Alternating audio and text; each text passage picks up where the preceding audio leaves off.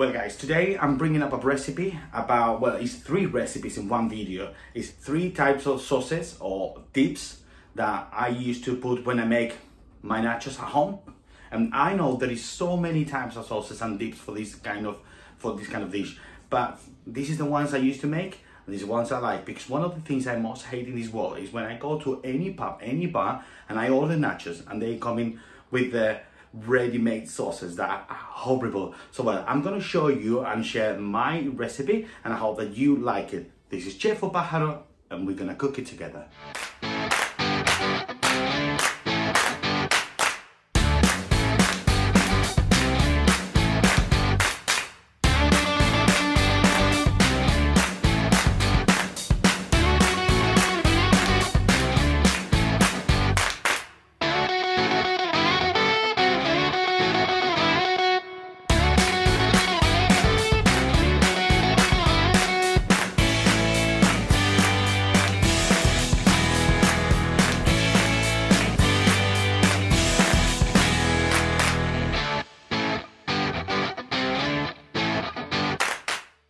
Well guys, so we're gonna start with the first accompaniment for the nachos, and it's gonna be the guacamole.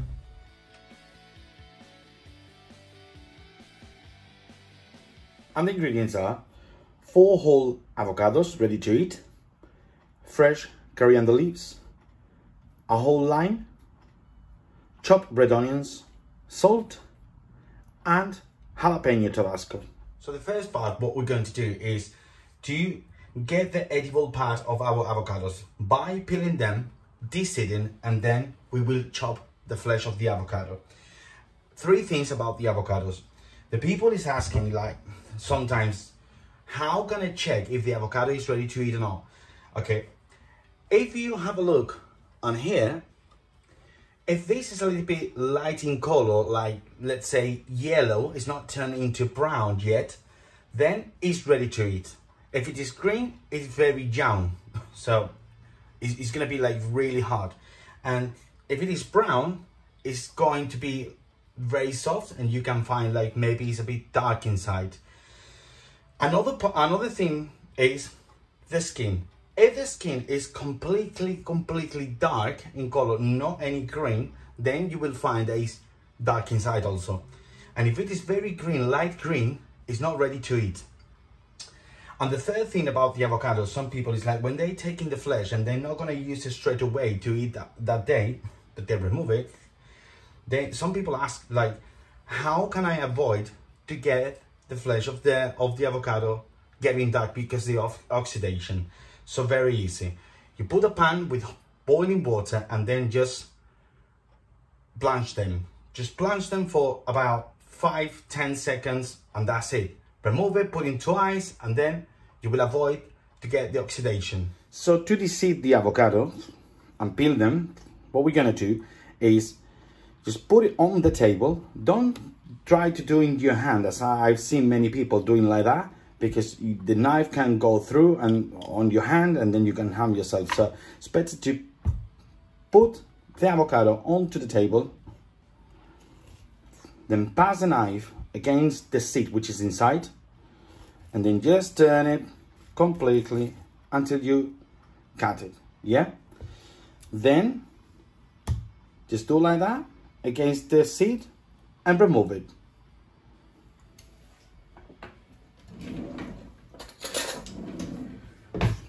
To remove the flesh, to get the flesh that we're gonna use, just using a spoon, just pull it against the skin, and then just take it out clean. So the same with all the avocados. Once we have all of them, what we are going to do is just to cut it into squares.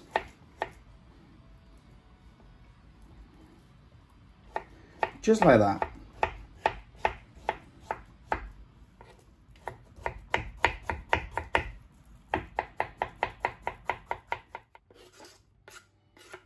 Once we have in the bowl, then we add half of the lime zest. Just half.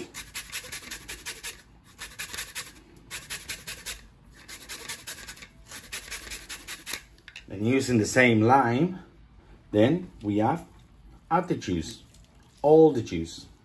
Then the rest of the ingredients, which is going to be some salt, some drops of our jalapeno Tabasco, the red onions, and finally we chop the coriander finely, and then we add it into our mix.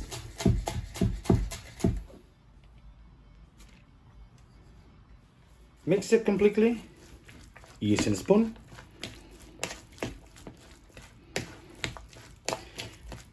And you can see as the avocado was ready to eat,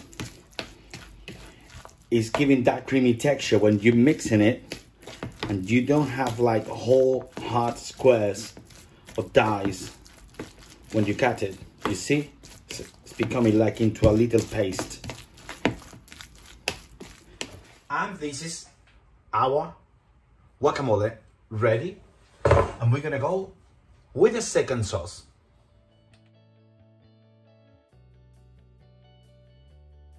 And the ingredients are salt and fresh black pepper, just cracked black pepper, coriander seeds, creme fraiche, and a lemon. Using a mortar and pestle, then we crack the coriander seeds until it's completely powdered. The creme fraiche into a bowl. Then we add the lemon juice. Then the salt and pepper. Mix it.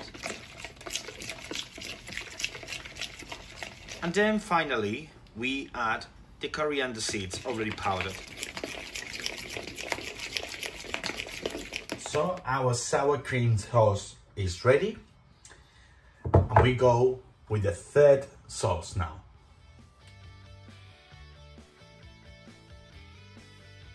Okay, so for the third sauce, I have two batches of different ingredients that I'm gonna show you in a minute.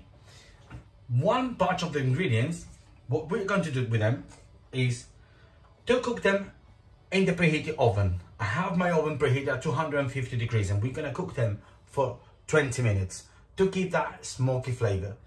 Once they're cooked, we're gonna remove from the oven, and then we're gonna deseed whatever we have to deseed and peel whatever the ingredients we have to peel. And we're gonna blitz all together with all the fresh ingredients that I have not cooked. So I'll show you now. So for the first batch of ingredients, the ones that is gonna go in the oven, we have Scotch bonnet,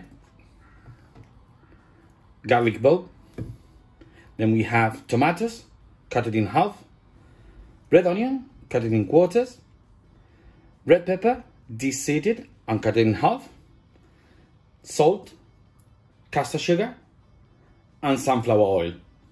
For the second batch of ingredients, we have lime juice, chipotle paste, sherry vinegar, and fresh coriander. So what are we going to do now?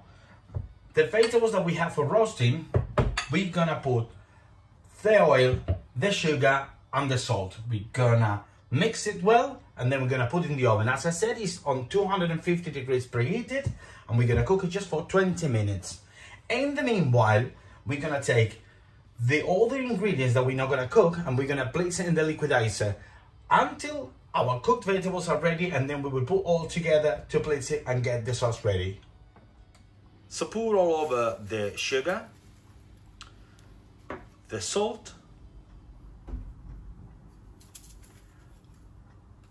and then the oil. Then with your hands, just mix all the ingredients together and then put the tray in the oven.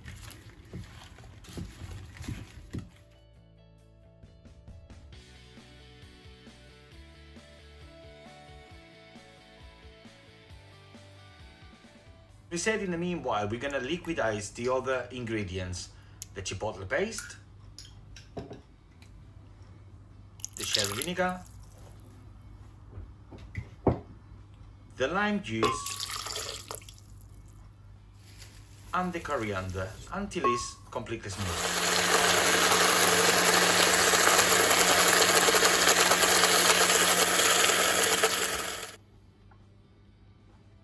Well, so the vegetables are already roasted, and what we're gonna do now is just to leave it to cool down a little bit, and then we will de-seed the Scotch bonnet, and we're gonna peel the garlic, and then we're gonna blitz all together in the liquidizer with the rest of the ingredients that are already liquidized. So all the vegetables in the liquidizer with the peeled garlic and the de-seeded chili, but we will not put the juices from the roasting.